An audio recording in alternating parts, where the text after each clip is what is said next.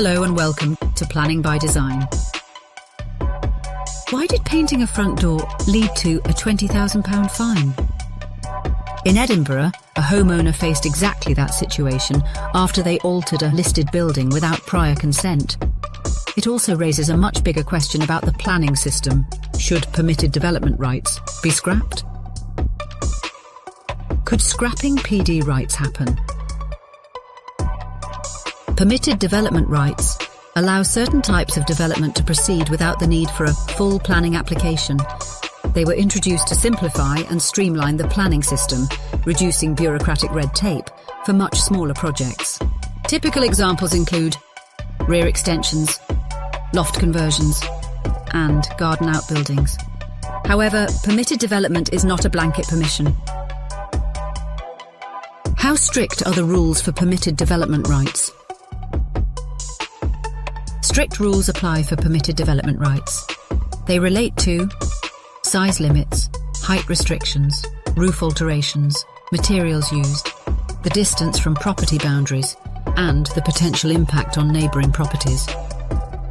It is also important to note that permitted development rights generally apply solely to houses.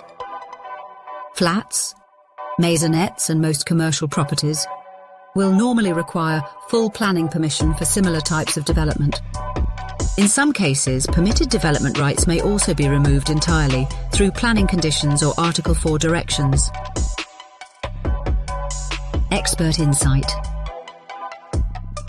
Aaron Basi, Head of Town Planning, explains.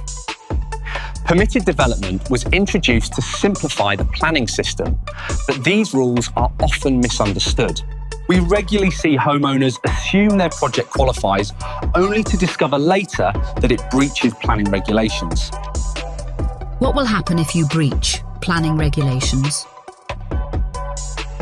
When development breaches planning legislation, councils can take enforcement action.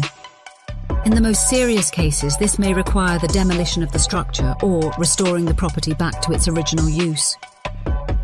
At Planning by Design, around 20% of the planning applications we prepare are retrospective, typically submitted after a planning enforcement notice has been issued.